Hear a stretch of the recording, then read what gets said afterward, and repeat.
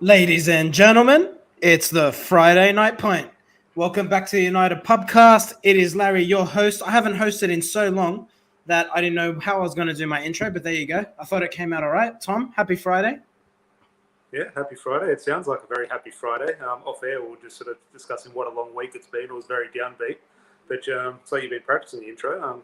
It made me feel a little bit excited before this podcast on a Friday night. Mate, you always have to be happy when it's Friday Night Pint time, and nothing slows down in the land of Manchester United, but that's all right.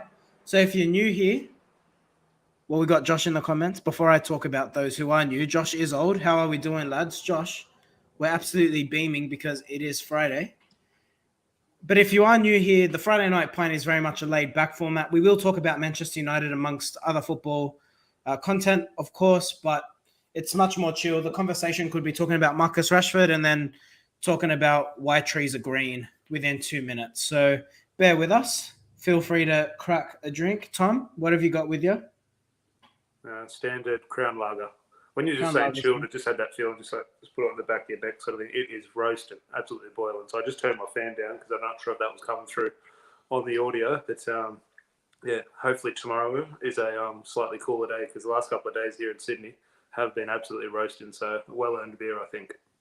Yeah, it has been an absolute scorcher. But we've got Matt in the comments. Hi, guys. Hi, mate. Hope you're well on this fine Friday. Christmas tree. We agreed on this podcast when one Mata scores, the tree comes down. So I'm sticking by that mantra, and the tree stays up until the 1-1-1-1 scores. But Tom, let's talk about all things Manchester United. If you do have a drink with you and you're happy it's Friday, make sure you do like the video. Oh, man, Shiraz goes down just right. Are you a red wine drinker, Tom? Not a wine drinker at all. No. Oh, really? Don't If like I, it? if, I, if I had to choose between wine and red, it would be red. But that's if there's simply nothing else available. But no, standard. Mate, you're a meat and three veg kind of guy. No, I'll live, mate. I'll live. No, you look like Louis Van Gaal when you have the wine. I still remember. I was Oh, watching a God. couple of days ago the Louis Van Gaal speech. Remember that speech at the end of season awards where he was just Enjoy pissed. them. He was Enjoy just pissed. the. What was it? It was enjoy the mince pies. Enjoy the wine. Goodbye. Oh no, that was just one of his press conferences. I'm talking about the actual end of season awards at Old Trafford, where they give young player Oh, yeah, goal of the season. And he had one too many, and he got us a bidding war with Ryan Giggs over a charity item. And go back on YouTube; it's fascinating viewing. All right, you've triggered conversation. So before I get to what's plans, let's go off the rails because that's what this show is all about. Louis Van Gaal, some of the most boring football I've ever sat through. I think you would agree with me there. Do you ever wonder though, if you look at the context of his time at United, we did finish fourth, and against the better sides, our record was really good. But it was against those sides who sat in the low block, much like we do now, oddly enough, where we just really struggled to break them down. And you don't know if that was an ability thing or if it was simply the static system that Louis Van Gaal had Manchester United playing under. So do you ever sit there and wonder, given that we finished fourth and then we finished fifth, albeit we did win the FA Cup, which you and I have said we definitely value, that's still progress in some shape or form. You're talking about fine margins when you're talking about finishing fourth and fifth. Do you think a third season could have looked positive under the Dutchman? Post-Fergie, I've always said this, and I'll stand by it. And I think look, the game is about opinions, but I think this opinion is very close to being bang on the money and correct. All managers post-Fergie, you got David Moyes, Louis Van Gaal, Jose Mourinho. Now you throw Ole Gunnar Solskjaer into that, and Ralph Rangnick's to be determined. Out of those previous managers, they all got sacked, and you can sit here and say rightfully sacked at the time. If you had to give one, if you had to go back and stick with one manager, you probably have to, as bad as the football was, and here I do sit here and sort of criticise bad football, and Manchester United needs better football. There was something there. There was progression. Okay, the football wasn't exciting, but you could see there was a structure in play. You could see what Louis Van Gaal was trying to implement. Whether we agreed with what he was trying to implement or not, there was something there. Under Jose Mourinho, it ended up being nothing. Solskjaer, it was chaos. Sometimes it was good, sometimes it was woeful. David Moyes was just David Moyes. But if you had to go back and choose one and give one an extra season, and obviously back them in the transfer market in the way they wanted to be backed, I think you probably would go Louis Van Gaal, in my opinion. That's not to say he shouldn't have been sacked. I think we did have to move on. But yeah, I did like him. It was just a shame how it did end. It's a funny one. I agree with you. I've never really sat there and thought about all the managers we've had post Fergie. Who is the one who, if you had to have one of them as your manager today, who would you take? But I think you make a good point with Van Gaal. I think he's the one where you could see there was a clear identity in the football. Now, the identity might have been boring at times, but I think that was part of the evolution of what he was trying to do. You dare say with better cattle or better players to utilize, he probably would have been more willing to take a risk. Um, and you've seen Wayne Rooney come out and say it himself. We see what he's doing bits with Derby at the moment. He said he learned more in terms of the tactical side of the game from Louis Van Gaal in 2 seasons than what he learned from Sir Alex in the best part of 9 seasons he would have had under Fergie. So it's pretty phenomenal. Yeah, no, look, you just have to go back, and I think a lot of our opinions towards Louis Van Gaal were sort of born out of frustration from the David Moyes season, and obviously there was a huge transition from Sir Alex Ferguson to David Moyes, but when you think about it as a playing group, there really wasn't. We had a title-winning team going into David Moyes' season with the addition of, let's say, Marwan Fellaini. So there wasn't really a big transition. It was just the manager. Now, obviously, that is a huge change. However, there wasn't really that big transition. But suddenly, when David Moyes got sacked, that's when a huge transition sort of started. And we were so impatient. We were so sort of spoilt by Sir Alex Ferguson. And I think if we'd won a trophy under David Moyes, if we'd won a League Cup or won a Champions League, not that that was going to happen, but I think we would have been a lot more patient with Louis Van Gaal. But we were so burnt by what happened in that David Moyes season. We look back now and it's laughable, but we sort of thought, well, we should just go back and be champions again because we never go 2 seasons without winning the championship. And that obviously wasn't the case. So Louis Van Gaal, in my opinion, was right to go, but ultimately maybe a little bit unfairly judged. As I said, enjoy the mince pies, enjoy the wine, and goodbye to the topic of Louis Van Gaal. Let's move on. Marcus Rashford and Christian Falk are not the best of friends at the moment, Tom. We have Christian Falk, who is a German journalist. Now, he does get things wrong, and I think that's an important factor before we say anything else. But sorry, before we get into that, I will come back to the comments because some of the boys here do want to get in the mixer about Louis Van Gaal. We have Matt, Long Balls FC. Under Louis? I don't think so. I think we're more... No, there was a press conference. Forget if it was pre or post, but there was a game against West Ham. And he got Sam Allardyce as a West Ham manager at the time. And remember, he got someone to print out he got the statistics of all these long balls. And the long balls, because the stats showed that we played more long balls than anyone, he actually sort of showed that the actual long balls were actually cross field. They weren't actually sort of vertical, like long balls back to front. And he said, okay, a ball over 30 or 40 metres is considered a long pass, but that was actually fullback to fullback, just switching the angle of play, but goes down as a long ball. So it was one of those ones which was good to see and defending his sort of team and defending his tactics, but ultimately he also sort of caved to pressure and caved to a manager like Sam Allardyce. So it was sort of one of those ones where you think it was brilliant or you think it was woeful. So I enjoyed it. It was the one positive out of the Louis Van Gaal era, the press conferences, whether they were good or bad, definitely enjoyable. They definitely were. They definitely were. I got Josh's comments here. The problem with LVG was so many fans with red-tinted glasses and not experienced the dark days before the 90s.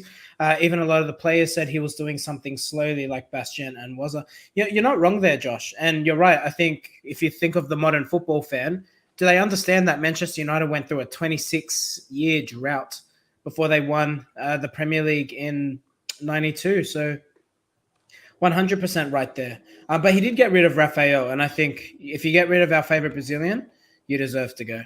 Didn't he sack half the roster? He definitely did. As Josh will highlight, it was after we lost 4-0 to MK Dons. But I did think he got a little bit gung-ho with that one. Probably a few too many bodies going at one time. Got Rob in the comments. Evening, Rob. Nice to have you, mate. So let's move on. Let's bring it back to Marcus Rashford and Christian Falk. So Christian Falk puts out his tweet. I think he's trying to go down the Fabrizio Romano thing where he's trying to get this catchphrase, and his one he's saying true. He's got the little emojis, the little tick and the little cross. Indeed. The English players like Harry Maguire, Marcus Rashford, and co. Who's Marcus Rashford? Sounds like a hell of a player. Are irritated that Ronaldo wants to lead the dressing room with his own clique. There is a risk of a split in the team. We then had Marcus Rashford responding, "Are we just making it up as we go along now? Then please stop looking for divides." We then have Christian Falk responding, "Not true." And you know that, Marcus Rashford. Tom, I'm going to say the truth is probably somewhere in the middle here. I think there is inevitably a click, which I think would be there regardless. Can I take you back to 2000? Let's actually go back to Louis van Gaal. We had a really strong Spanish clique. It was commonly known De Gea, Ander Herrera, Juan Mata, and then you even had, not necessarily being Spanish, but Spanish speaking, you had Romero, backup goalkeeper. He was part of that clique. Marcus Rojo. Do you remember that bench? It was the game where Juan Mata scored the double at Anfield. And there was a bench that's been around a meme. Our bench looked like a Colombian drug cartel. That's Victor Valdez, Andreas Pereira, Marcus Rojo, Di Maria, players like that. Yeah. Good meme. And that's the thing. I don't buy into this click story. But in saying that, if you look at the photo of Cristiano Ronaldo from his birthday, who was there? Bruno Fernandes and his partner, Diego Dalot and his partner, got Cristiano Ronaldo. Are the Portuguese fanboys the issue at Manchester United, Tom? Well, no, they're not. I think we sit here and we say, okay, these groups and divides, and not even divides, but cliques or groups or however you want to describe them. When we think that, or when we do describe them, I think naturally, and I think everyone's doing this, we think it's a negative thing. Why is it a negative thing? When you go to work, you hang out with someone, or when someone else goes to work, they hang out with someone that's not you. That's a natural thing. There's absolutely, look, we can sit here and put a negative spin on it, but I think we're choosing to put a negative spin on it because we want to. I think really, okay, Portuguese-speaking people in an English-speaking country are going to gravitate towards each other. The English players who can't speak French or Spanish, they're going to stick to speaking to the English players. Now, I'm sure they all get along. Now, there'll be one or two people who don't get along or they don't see eye to eye with. But look, while there is definite a divide somewhere in the dressing room, I don't think it's like a toxic dressing room. I think there is a difference of opinions and a difference of standards somewhere. But in regards to this divide, in regards to personalities, I think it's a natural dressing room. Manchester City will have these divides in a dressing room. Winning football solves that. No one's talking about it because they're winning football matches. I'm sure Liverpool have the exact same thing, but they're winning football matches. So it's not a story. I'm sure if Liverpool go 5 games on the bounce, there'll be a story about Mo Salah and Sadio Mane not getting on. That'll happen. But at the moment, they're winning, Manchester United losing. Was it Dwight Yorke and Terry Sheringham who didn't get on? Andy Cole and Teddy Sheringham. Coley. There you go. Well, you look at it, they really didn't like each other. And look, they got on the pitch. They had quite a sort of successful partnership at times. Everyone thinks of Dwight Yorke and Andy Cole. And obviously, they did have the perfect partnership. But when Andy Cole and Teddy Sheringham were on the pitch, they actually played quite well together. And when there was a goal, they were the first to celebrate with each other. But when the final whistle went and when training finished, yes, they didn't like each other. They didn't talk to each other, but they got on with the job and professionals. And sadly, our football players aren't really acting in the most professional way off the pitch at the moment. Do we know why they didn't get along? It was when Andy Cole was making his England debut. I think it was his England debut, one of his first appearances for England. Teddy Sheringham was on, and Teddy Sheringham was he came off, and Andy Cole was ready to come on, thinking, okay, this is my big moment. I'm going to savor this moment. Family in the stands, TV cameras on him, and he thought, okay, he'll get a nice handshake by Teddy Sheringham, who was a big player for England at the time, and a big professional. And he thought, okay, he'll embrace me, he'll welcome me onto the pitch. And Teddy Sheringham just sort of shrugged him off and didn't even sort of pay notice to him. And Andy Cole was just, hang on, what was that about? And Andy Cole went on the pitch and sort of, it wasn't his dream England debut, which it's just something that stuck with him. He thought Teddy Sheringham could have shown him a bit more respect, but Teddy wasn't happy with the substitution. And look, I'm sure maybe that could have been resolved. You have to ask them, obviously. Sure that something could have been resolved, but just something stuck with both men and never resolved. But that happens. First impressions of people stick with people. But they were professional enough to get on with it and realise football comes first before friendships. At Manchester United, I should say. Jeez, imagine not being friends with someone because they didn't acknowledge you while you're getting substituted. Jeez. Man, these footballers, I wish I had their problems, Tom, I tell you. But can we, before we move on the Marcus Rashford, Christian Falk debacle, if we can call it that, because it is, Gary Neville, interestingly enough, on his podcast mentioned he's got relationships with the press, and he goes, these players leak things to the press thinking that it stops there. But he goes, but the press talk to us, implying himself. And he definitely signaled he absolutely knows who the leaks are coming from out of Manchester United. Did you see that as Marcus Rashford? We obviously saw a report around him. Was it the day after saying, he performs well, he stays back in training, something along those lines. Is that a happy coincidence, or do you think Marcus Rashford is the mole? Obviously, we're just speculating here, but what did you make of Gary Neville's comments? I think it's one, and look, I did a video on it a couple of days ago, and you look at it, and I did well to sort of not mention a player. I went through the whole video trying not to mention a player. I said, okay, this is the information, this is what we know. Because at the moment, we're going to learn, we're going to have opinions on who these players are. At the end of the day, we have no idea. We can sort of have estimated and calculated guesses. I think there's no doubt, and you just look, obviously they're playing in England, so there's a far better sort of chance of the English players having a relationship with the English press. You can't see one of the Spanish-speaking players having too close of a relationship with someone who works for the Mirror or the Daily Mail, but you can see that happening with the English players. So there's no doubt they've got a target on their back, and you're obviously looking at Harry Maguire, Marcus Rashford, Luke Shaw, let's say Dean Henderson, who has obviously been a potential target. The one with Marcus Rashford is, and we have to define what's a leak as well. I didn't sort of mention that in my video, but we're talking about these leaks. Some leaks are absolutely nothing, but they come out in the press and we think, why is it out in the press? But it's not a negative thing at all. It's just maybe stating a bit of information. We have to ask why that information is out there.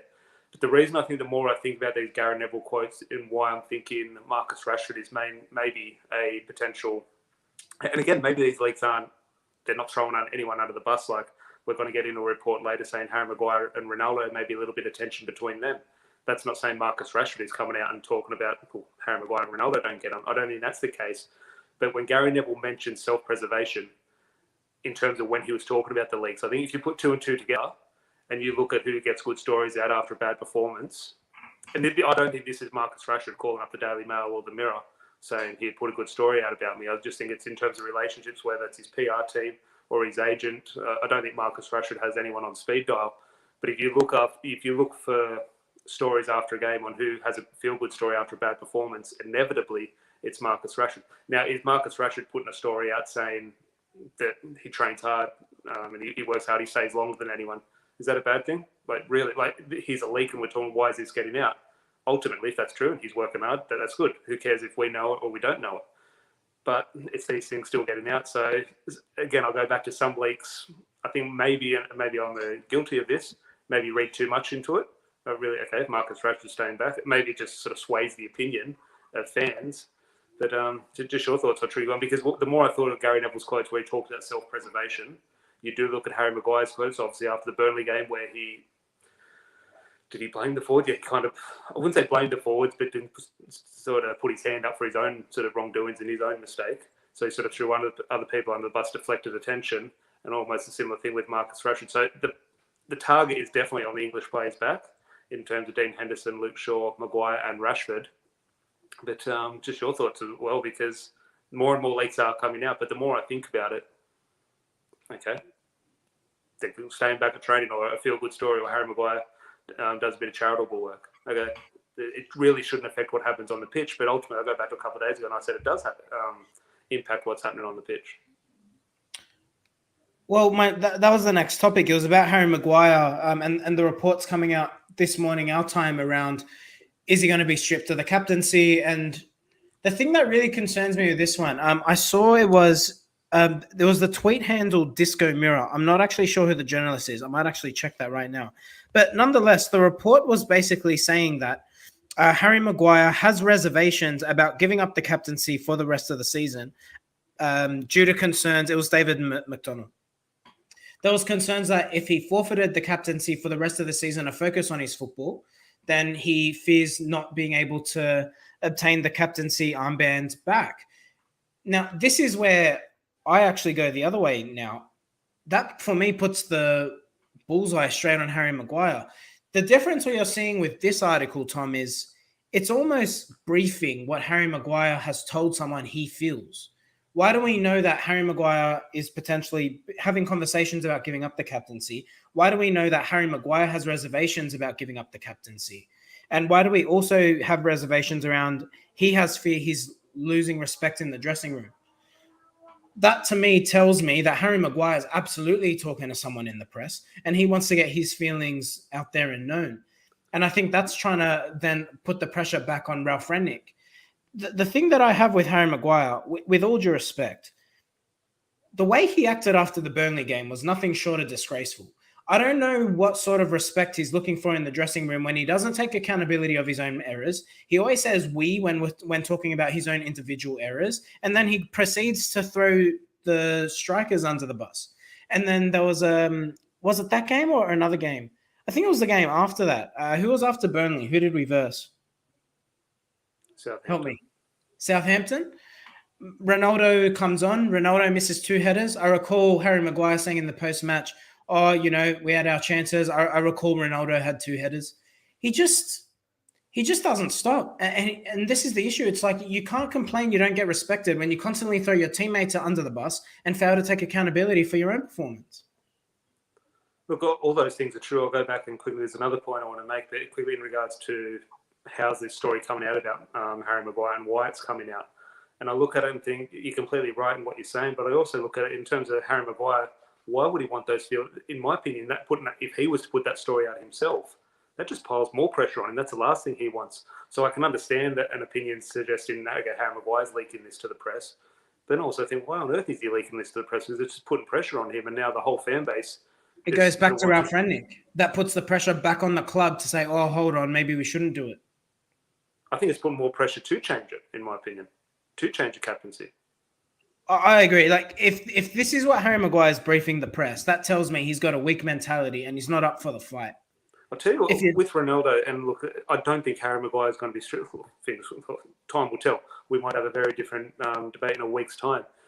I look back on when I played, and when you play as well, you can say the same thing, and in the live chat as well.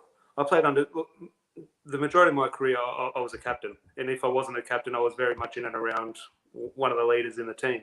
But in my early days, coming through into first grade, 17, 18, 19-year-olds, obviously wasn't a captain in first grade. And I looked back to some of the captains or some of the experienced people I did play with, some great captains. However, my performance, my attitude never changed. Like, okay, if this player didn't have the captain's armband or someone else did, which did often change time to time, like whether injury, suspension or something like that, or loss of form, I do look back and my performance, attitude or approach to anything on and off the pitch never once changed depending on who's wearing the armband. So I don't think and the importance of a captain, I think, is there. I'm not saying it's not important to have a good captain or a proper captain. I do understand and appreciate and respect the value of that. However, I think we're using it, whether the players are doing this or we as fans are using it as a bit of a needless excuse. We're going to say, okay, Diogo Dalot or Luke Shaw's performance wasn't good enough because Harry Maguire was the captain. I remember one time we were in PSG, I think it was in Paris, under Ole Gunnar Solskjaer, the second season under Solskjaer. And I don't think Harry Maguire played. I think Bruno Fernandes played, and Bruno was captain, and we won. And the narrative, we won because Bruno Fernandes was captain. And I just look back at when I was a player, my performance, attitude, mentality never once changed, depending on who the captain was. Yeah, I don't disagree with that. I think the issue with Harry Maguire is, I think it's more trying to get a tune out of him rather than his teammates. I don't think the team is impacted when whoever the captain is, as long as everyone's playing steadily. The problem is Harry Maguire has been one of, if not the worst player in our team this season. So when your captain is the one who's not giving you the output, how do you turn to him? How does he then call people out for their performance? How does he bring the group together during this poor patch of results and get them going? I think that's the issue. It'll never be an issue when you're winning, but it absolutely becomes an issue when you're losing. You look to your captain and you say, if he's performing bad, if he's not holding himself accountable, then why should I hold myself accountable? Why do I need to put in that extra 5 yard if my captain doesn't do it? I think that's the issue. It's more about Harry Maguire rather than the teammates. So you're not wrong. Look, I agree, and you're definitely not wrong. But okay, let's put the captain's armband on Ronaldo for the remainder of the season. Does it increase performances? I'm not saying it wouldn't, but in your opinion, does it? It might not, but what it does do, the issue is no one will question Ronaldo's leadership. People question Harry Maguire's leadership, whether it's pundits, players, former or current, whether it's fans. You do not meet anyone in the game who is defending Harry Maguire as Manchester United captain. The difference with Cristiano Ronaldo is, while he might not score goals or necessarily perform to the acquired level, he's 37 years of age, point one. Point two, is achieved everything there possibly could be to achieve in the game. He captains his country. He's been the best, one of the best, if not the best player in the world for the best part of 15 years. So even if Ronaldo plays rubbish from today until the day he leaves Manchester United, he will absolutely retain the respect of every single player in that dressing room, and so he should. And I think that's the difference. The difference with Harry Maguire is He's been relegated with Hull. He then went on to Sheffield United, where he also got relegated. He then went to Leicester City. So you look at this guy's career, and with all due respect, now look, he's achieved more in football than I ever will. But you look at other players in our football side. There's World Cup winners there. There's players who are renowned internationals, players who have played in the Champions League for the best part of a good chunk of their careers. Harry Maguire simply hasn't earned anything in this game.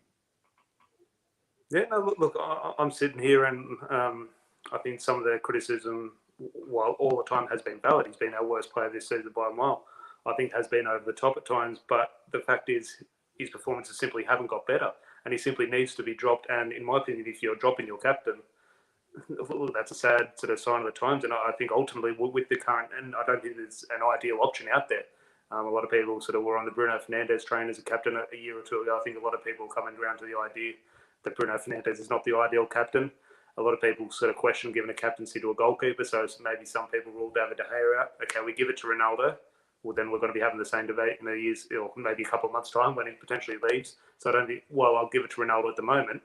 Ideally, it's probably not the sort of perfect sort of captaincy for United. So there's no real answer out there, which is why I think Harry Maguire will keep it.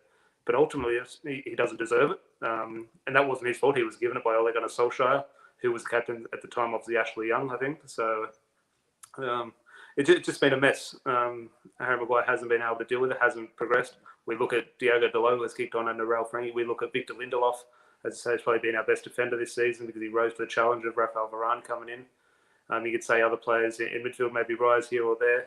Harry Maguire has gone backwards. He hasn't risen to the challenge of Rafael Varane, and he hasn't risen to the responsibility of having the captain's armband.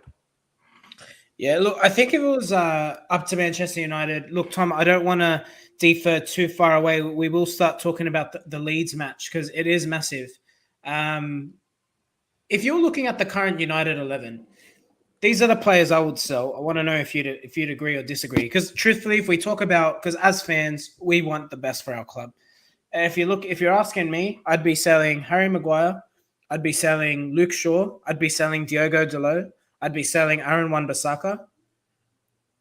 And then if I look up top, Cavani's going to leave, Pogba's going to leave. Look, I like Donny. I'm willing to say he stays. Juan Mata will leave. Matic will probably leave. Ronaldo might leave. So you're up to 9 now. You look at our current side. Do you disagree with any of that? Individually, we can make the case in terms of the contract situation and maybe like a Champions League situation. You can drop a very likely scenario that in June, July, we lose 10, 11, 12 players. Now, are we going to sign 10, 11, 12 players? Absolutely not.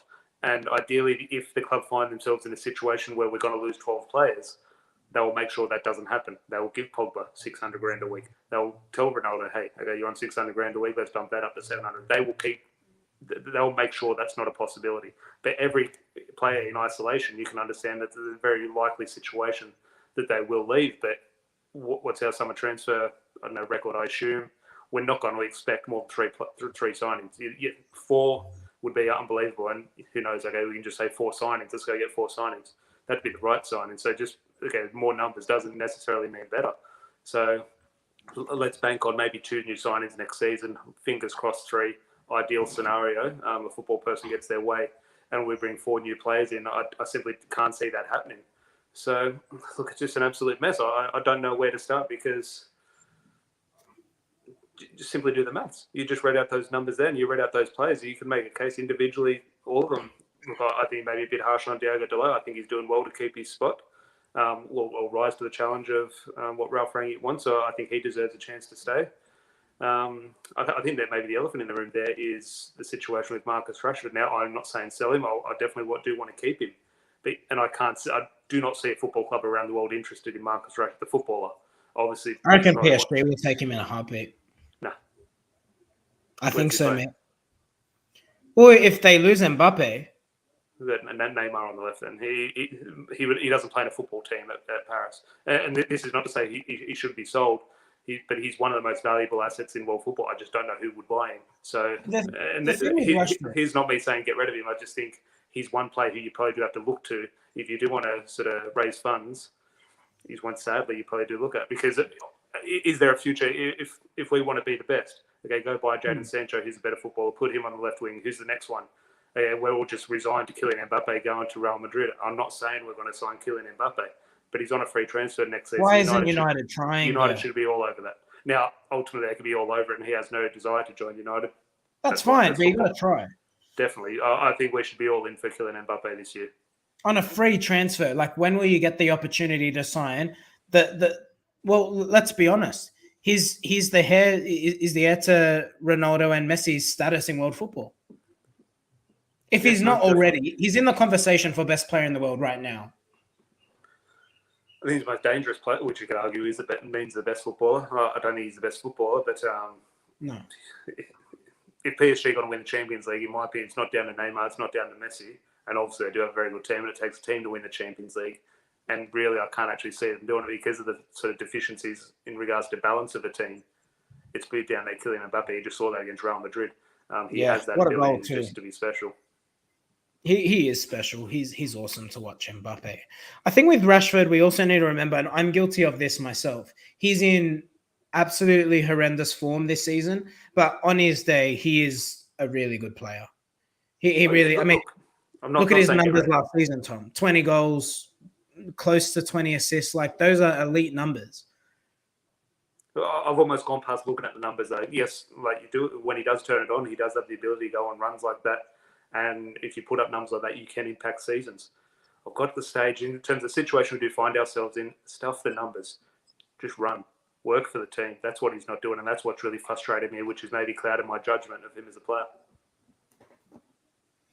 That's fair enough. All right, let's talk about Leeds.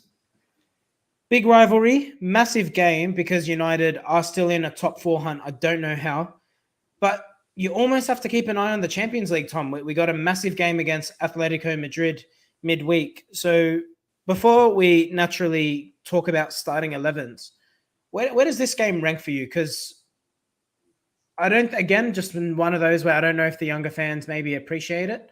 But if you go to Manchester and you tell them we're going to Leeds United, it is a big game. And there's a lot of hatred there. Yeah, I think, well, obviously we did play there last season, but it was behind closed doors, and it would have been the 11-12 season. Paul Pogba's debut for Man United was against Leeds in the Carling Cup. I think it was called the League Cup at the time. And but our last Premier League game there would have been in Ronaldo's first season. So it would have been 03-04. I remember Roy Keane scored a late header from a Gary Neville cross. So you can imagine how the Ellen Road crowd, what they will be like. It's their biggest game of the season. It's their biggest game in, 16, 17, 18 years. It will be absolutely massive for them. And the rivalry, I think, is a little bit sort of underestimated. We do look at Liverpool. We do look at the sort of resurgence of Manchester City and what that game means now. Obviously, the history with the Arsenal game. But I think close to the ground, when Leeds are in town or when Man United are in town at Elland Road, there's a rivalry with City, there's a rivalry with Chelsea, there's a rivalry with Liverpool, and there's a little bit of hatred there. There's a bit of banter with Arsenal, sort of things like that. Leeds, there's a pure hatred. There is, and people say, oh, hate's a strong word. No, hate's not a strong word, it's fact. Man United and Leeds hate each other. The fans, it's very volatile. There's a lot of violence often outside the ground, unfortunately. And Leeds are a club which, from the Man United point of view, why it sort of riles emotions so much. You do look at a club, let's say Liverpool or Manchester City and their Munich songs. Little pockets here or there, throw out a little bit of Munich sort of, I don't want to say banter, because obviously it's not banter, but you hear one or two comments or the paper planes or the aeroplane signs, and it's sort of shushed out, sort of pushed to the side. It's openly celebrated at Leeds. It's openly celebrated. The whole crowd will be doing, I don't want to say the whole crowd, obviously, but large portions of the crowd will be celebrating it. And quite frankly, that gets swept under the carpet because it's not a Liverpool or a big club. Now, Leeds are a big club, but in regards to the way they're reported, obviously not. So that's why, from Man United's point of view, there is such a still strong hatred towards them, because you can bet your bottom dollar. It's a Monday morning kickoff here in Sydney.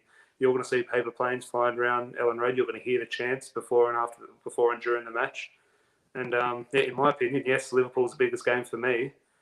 I could, on my day, when match day, maybe not when the fixtures come out, but on match day, I could very well make a strong case that Leeds is the next big game for me.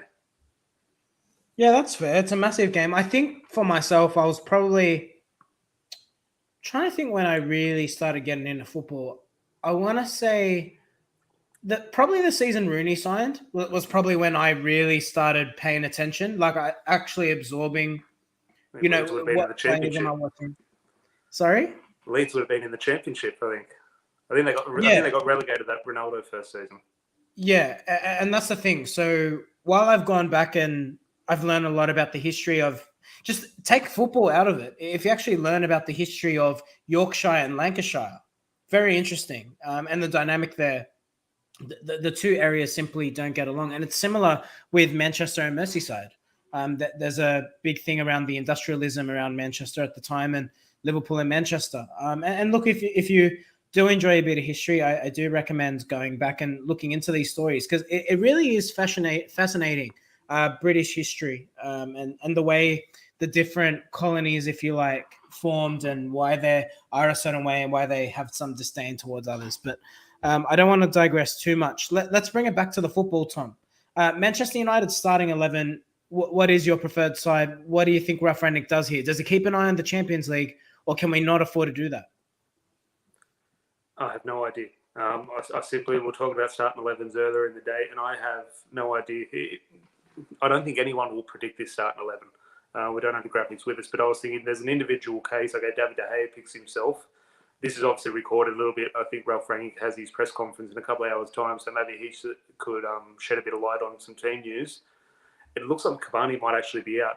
It might be available for the Atletico game. Obviously, Ralph Rangnick will confirm that. But I was actually going to maybe play Edison Cavani over Ronaldo, and that's not me dropping Ronaldo. I just don't see a situation, one, myself, but also Ralph Rangnick. So let's put myself in Ralph Rangnick's shoes. I don't think he believes he can get a result in Madrid without Bruno Fernandes and Ronaldo.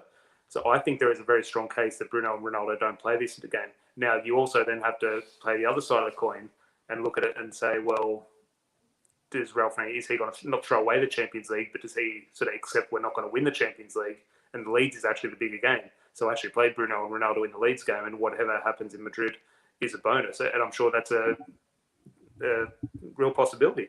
Can I interrupt you right there, please? I would happily finish 15th if we win the Champions League. I do not give a shit about the league. Because if you can't finish first, the league doesn't matter. So as far as I'm concerned, win the Champions League. I don't care about the league. Play the kids. Let's see what they got. But you obviously know, and I know you know this, but from the manager's point of view, you do have to weigh that up. Let's go win the Champions League.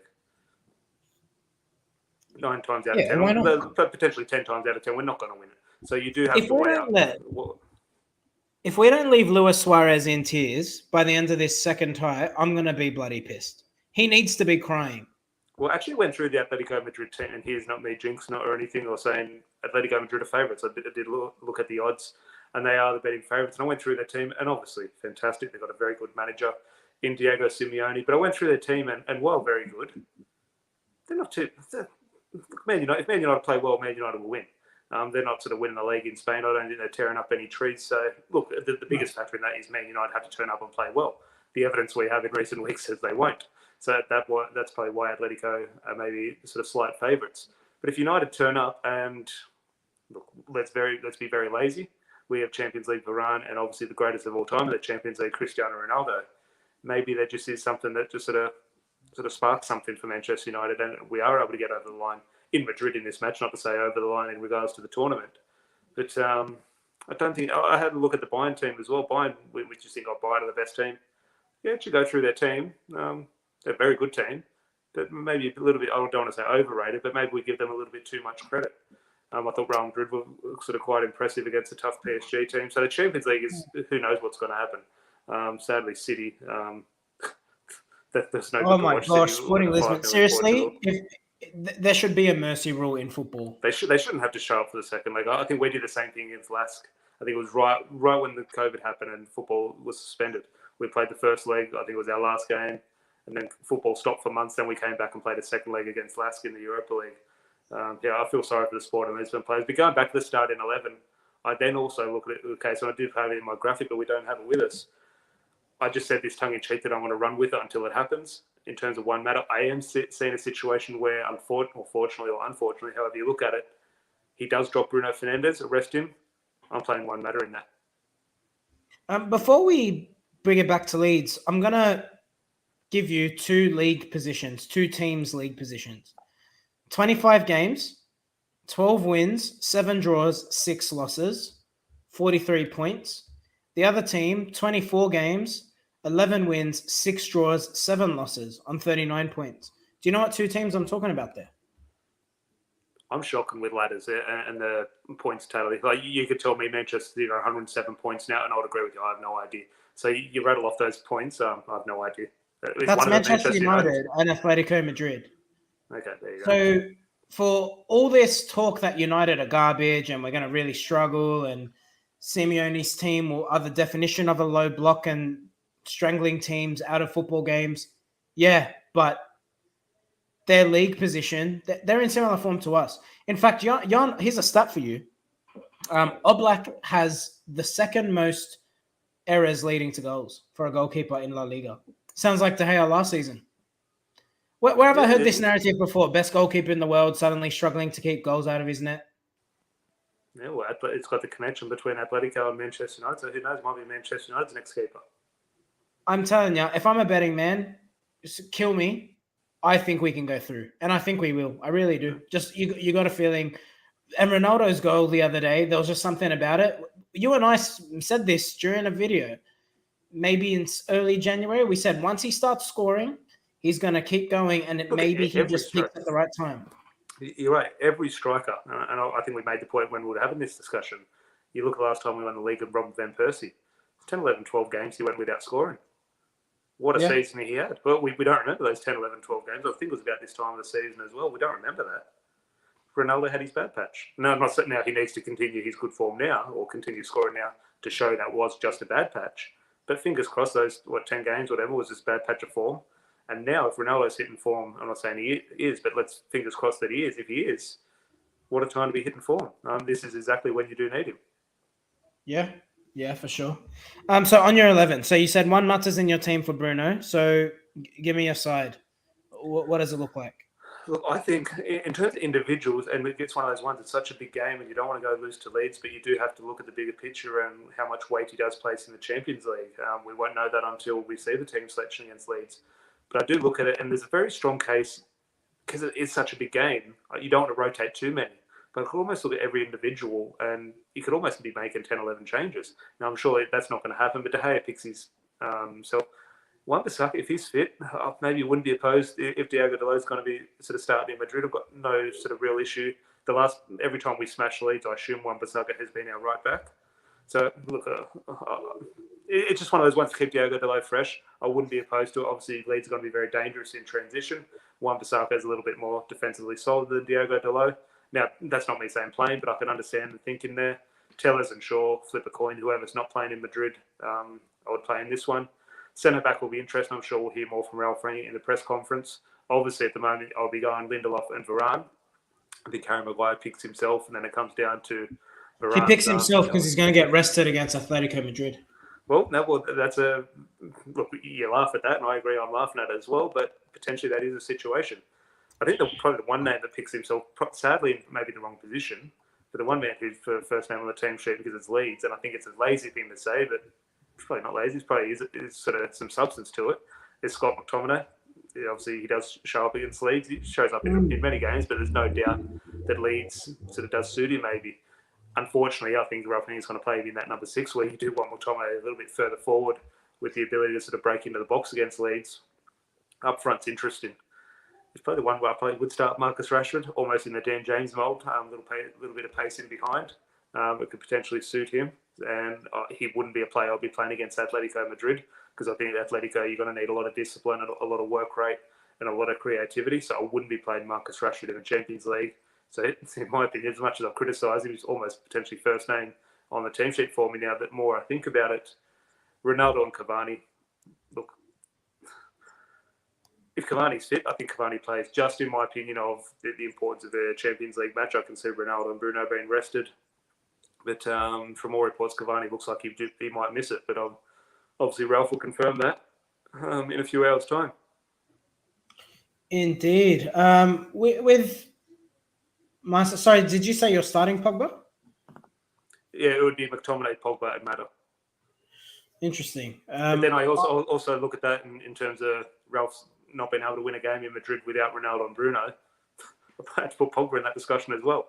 So then who am I dropping Pogba for? So some players are going to have to double up and play 2 games this week. Yeah, of course. Professional, highly paid footballers. But I'm just in isolation. I can see a situation where every player could be rested.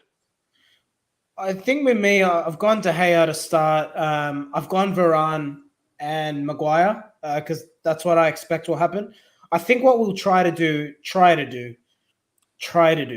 is get a 2-goal lead. And then with that, you'd expect Varane would be one of the first players off, potentially at halftime if everything's going well. I've gone Diogo Dalot to start. While I agree with Wan-Bissaka being rotated in, I think Ralph's just not having him. I think he doesn't like him at all. And I don't think he'll play him. I've gone Tellez. I think Tellez will play. In the midfield, I've gone Matic to come in. And I think, like you, I've got an eye on Atletico Madrid. I expect McTominay to be there against Atletico Madrid. You're going to want him there. Pardon me. So I'm actually going Matic in the 6. I'm going Pogba further forward, and I've gone Juan Mata with you. I've gone Fred. As much as I'd love Juan Mata, and I wanted to put him in my team, again, I don't see Ralph doing it. Yeah. And up front, I've gone Rashford to play striker. I think Alenga will be on the left, and I think Sancho will be on the right. Well, Sancho is the one that I just sort of rattling off these names. I said we can't win in Madrid without Ronaldo, Bruno. Then I added Pogba to it. Jadon Sancho is obviously going to be very important away in Spain. So you obviously put him in that category. But I think he's almost just in that 21 years of age. Yeah, you got to go back to back, surely. Yeah, he's just in that form now. I think he won't feel tired. Everything he's doing is quite easy. That happens when you're in good form. Yeah, I don't see any issue with playing him in both games. Yeah, absolutely. Look, Leeds, they're a mixed bag. They're at risk of getting into that relegation scrap, to be honest. They're not super safe. They're on 23 points, and then you've got Norwich on 17. So not exactly clear, but semi-comfortable, 6 points. But they've struggled this season. I mean, they haven't really kicked on. They've got a negative 19 differential. Bielsa should have been sacked by now. Oh, yeah, absolutely. Absolutely. They've conceded, let me see how many goals they've conceded here. 46 goals this season. That's ridiculous. Yeah, I mean, United have conceded 32, which isn't exactly magnificent either, but we had a manager sacked. I stand by Bielsa should have been sacked. I don't understand the protection he's been given by the press. And here, look, on why we talk about a team in, what you say, they're at 16th or 17th spot. Who cares? We need to worry about our own backyard, but obviously, we're talking about Leeds are a big club. I think they've had a shocking season. Long may it continue. I'm praying they go down. I'm praying we put another 5 or 6 past them like we usually do. Bielsa's stubborn, but you could see him doing well with a better team. Oh, no, look, he's got tremendous traits as a manager, but he's also got big flaws. And a sign of a good manager is to be able to learn from those flaws and cover them up or sort of fix them. He's simply almost like Harry Maguire, just sort of puts it to the side. No, not my problem. And that's why I don't think he will get that big job, in my opinion. If you want the system to work, get him better players. I like that. I like that. It's a weird one. I like Bielsa, but I hate Leeds. So, I feel a bit neutral in that one. Josh asks a really good question here. Is Dan James scoring against us? I reckon he's going to stream past Harry Maguire. There'll be a situation where that will happen. Yeah, so look, whether he hits the target when he's in on goal, he scored a couple of goals the other week. It wouldn't shock you if he does score, just from simply the narrative. You can see that it happens so often. Fortunately, Danny Welbeck missed his chance the other day against United. Ultimately, look, I don't know if he's playing on the left or the right for Leeds. I haven't watched too much of them, so let's say he's going to be on the right-hand side, in my opinion. Flip of a coin, Luke Shaw, Alex Tellez. It's one of those ones. Hopefully, we're just on the front foot and we've sort of pinned them back, and it's their defensive deficiencies that sort of cost them, and we don't really have to worry about their threats. Sometimes their threats are their biggest vulnerability. Sometimes when they do go forward, you remember last season when we played Leeds twice. The first time it was 6-1 or something, and it was quite an easy game, and sort of they just went gun ho. That game against Ellen Road was a 0-0 draw from memory. And they really sort of parked the bus. So here we go. Bielsa might have been learning in that season. But if Leeds do sit back and a little bit more cautious, that is when maybe Dan James, I think, might be able to hit us on the break. But if they are all out, maybe play like Dan James. Like we questioned Bruno Fernandes, why does he press the goalkeeper? Dan James is someone who goes and presses the goalkeeper. I don't want to say Dan James will be their weak link, but sometimes it's our weak link. Let's hope that's the case this week. Indeed. Can you give me a score prediction? Surely we're winning this one. I'm not very confident, and I'm not confident just with the potential for rotation with Atletico Madrid in mind. So I don't think we'll be at full strength, and I think the way we're playing and the way results have been at the moment, us not being at full strength isn't the ideal recipe for getting. Dan James played striker, by the way, against Everton when Everton won 3-0. He has played through the middle at times. I think the Leeds fans I saw obviously go on their fan channel when they do lose. I think Dan James is once utilised as a false nine, which sort of raises a lot of sort of questions towards Bielsa. But he is one player, and then you do look at maybe. Yeah, you do sort of question that man-to-man mark with Harry Maguire. Now, obviously, if the ball is pumped forward by Leeds, there's only one winner. But if they are playing in and around the ground and Leeds play well, Dan James in behind off the shoulder of Harry Maguire is definite cause for concern. Can we talk about this comment? Bielsa screams out Manchester United. Come on. I don't think so. Not for me. The one thing I'll give Bielsa, actually, besides Manchester City earlier this season when they beat us 2-0 and we failed to touch the ball, the other best performance I've ever seen, maybe there's been some good individual performances.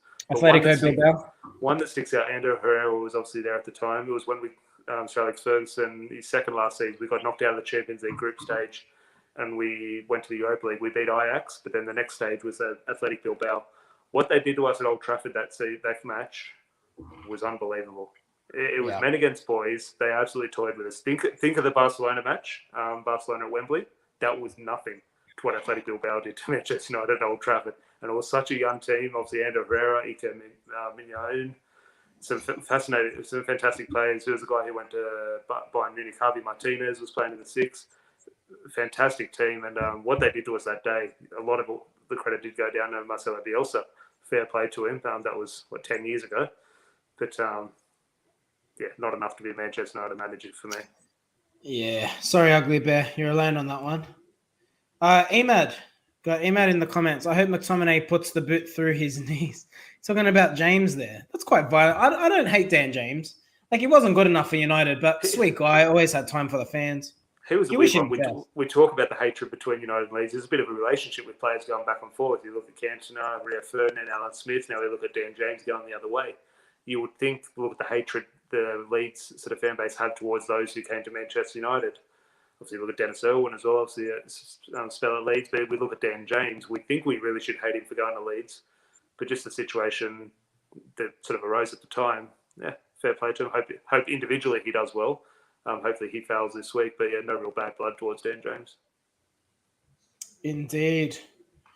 Tom, that pretty much leaves us there. Nearly an hour. Hope you've enjoyed it. But look, as you saw in the thumbnail, I did sneak in a Champions League trophy there. Let me dream a little. Is there a chance United can go on and win the Champions League? Realistically, we've seen what PSG have done and Real Madrid. And by the way, that tie is far from over. I think Real Madrid at home is a different prospect. Yeah. And but I got to say, and I hate to say it, Manchester City are one bloody good football team. Yeah, no, look, I'm not worried about City. They'll do what they do, and Pep will obviously sort of change something in a Champions League semi-final or final. Look, ultimately, yes. You don't think they win it this season? Look, they have to be favourites. A better man, you have to say they're favourites, and ultimately they very well could win it. Some clubs just here we are. We talk about the Manchester United DNA. If some club can throw away the Champions League from the position they're in, it probably is Manchester City. So while I am worried, on the other hand, I'm quite not worried. Manchester United winning the Champions League, obviously we'll sit here and we say we can convince ourselves, obviously, that we're not going to win it. Obviously far better teams and you do need a lot of luck. But ultimately you do go, we've drawn up a scenario where we can both see us going through against Atletico Madrid. Okay, we go through. And then who do we get? Maybe Ajax in the next round. Suddenly we go past Ajax. We're in a semi-final of the Champions League. We've beaten PSG before. Who's to say we can't do it again? That's the, if you get through this one, and the quarterfinal is the big one. Obviously, went through PSG with Ole Gunnar Solskjaer's first season, then we ran into Barcelona. Didn't have enough to get over Barcelona. You get through this, the quarterfinal is a huge one because once you get through there and you're in a Champions League semi-final, anything can happen there. So, look, it's obviously a huge ask to get past Madrid at the moment, but you do that, which there's a very strong case we could do. It all comes down to who you get in the quarterfinal and how you perform. So, look, no, we're not going to win the Champions League, but I don't know. Ole Gunnar Solskjaer, mountains are there to be climbed. Absolutely. Josh obviously wants me to talk about Tony Marshall. I haven't seen the goal. I saw he did score. I haven't seen the game. I didn't see the game. Was a good goal. I don't know. I've said this before. I think if the Mason situation didn't unfold, you can't imagine Martial would have been allowed to leave. But it is what it is. No comments on that? No, yeah, don't. We've had this discussion before. 100%. It's just one of those things. And look, all these team selection headaches we've had. Can one matter play? Is Marcus Rashford on the right or left, or Sancho better on the right? Is Edis Cavani fit, or is his birthday? A lot of these answers could have been solved if Mason Greenwood was available. Indeed. But I hope you have enjoyed that. Cheers to everyone who's tuned in. It is indeed the Friday Night Pint. How have I done hosting, by the way, Tom? It's been a little while. I'd like to think I've done all right. Yeah, not bad. Just when you said Friday Night Pint, I have finished my beer, so I need to go get another one. But it was just good to sit back and let you do take the reins. But enjoyed it as always, mate. Always a pleasure chatting United. Thanks, mate. Yeah, always happy to talk Manchester United. Make sure if you haven't liked the video, ensure that you do that. It will make sure me and Tom stay happy and sober, which is what you want. And if you're new here, make sure you do subscribe because you've got lots of awesome content coming. We'll have the Atletico Madrid preview. We'll be reviewing our emphatic win against Leeds because we have to smash Leeds. It's what we do. And do you want me to just update the 3-2-1s and just give McTominay 3 points now? Well, we probably should. Look, let's be fair. We lost him earlier this season. Did he get any of the 3-2-1s last time out? I don't think he did, The 5-1 win. I don't think he would have. Look, Bruno Fernandes got a hat-trick. Paul Pogba got 4 assists. And I think actually, don't want to mention his name again, but I remember Mason Greenwood scoring a very important goal at 1-1. So I think McTominay did have a good game, but I don't think he would have done enough to get points on that day. That's probably the highlight of the season. Looking back all the way to August when we hadn't even signed Ronaldo at the time. Well, just Rafael Varane was announced on the pitch. God, take me back, Larry. Oh, that was a good time. We won 3 in a row. You thought we were going to win the league. Ronaldo then came in. Oh, man, stinking out the joint since. Harry Maguire and Harry's click. That's what I'm going to... You know what? Every time we hear this English click story, it's just Harry's click. Because we've got Harry the Wheels out here with the pie shop. Well, Leeds have. I just mentioned Leeds. I'm pretty sure they've got a player called Click. Oh, I'll do that. Trivia for you if you want. I like... Is it Leicester who have someone like his surname? Fuchs. Yeah. Fuchs. Yeah, that's brilliant. Do you reckon they did that on purpose? There was someone drunk when they filled out someone's birth certificate. And they're like, oh, what do you want to call this kid? No, go through the Bundesliga teams. Just randomly search a Bundesliga team, go through their squad, and you'll find 2 or 3 names like that where they're just set up perfectly for a story. Well, look, it is the Friday Night Pint. Tom, do you have anywhere to be? Because I'm happy to do this right now. Well, my phone is about to die. I'm on a 3% battery, and it was on 10% about 30 seconds ago. It is absolutely dying. Well, hang in there, because I'm just bringing up the Mönchengladbach squad, okay? I chose the Bundesliga side with the longest team name possible. So I'm going to look up some player names right now. Okay, we got Matthias Ginter. What's a Ginter? Jan Sommer. Claudio Kone. Rami Benasbani. Marcus Thuram, Jonas Hoffman, Florian Neuhaus, Marvin Friedrich. Okay, Friedrich, that's a pretty good one. Deep fried rich. Trying to think. Maybe he's like have you had twice fried hot chips? I haven't, but I was just thinking back about 2 minutes ago where you told me how you were doing as a host. I think you set the bar quite high, and potentially if we're doing player ratings, maybe a 9 out of 10. I'm not sure if that's slipping at the moment, like going through the Borussia Mönchengladbach team. Well, forgive me, mate. I'm not German. Brill, Mbolo, Joel Scally. Scally, mate, please. He's from London, surely. Alassane plea. I'm going to quit while I'm ahead. Oh, this is a good one. Connor Nob. That's what we wanted. Connor Nob. That's what we were after. Always for some explicitity on the United podcast. But Tom, with that, on behalf of Connor Nob, I salute you. Take care of your bellend. Everyone in the comments, please, if you have a bellend, make sure you take care of your bellend. And we'll catch you soon for the Leeds review, hopefully discussing 3 points. Enjoy your weekend. Catch you in a bit, Tom.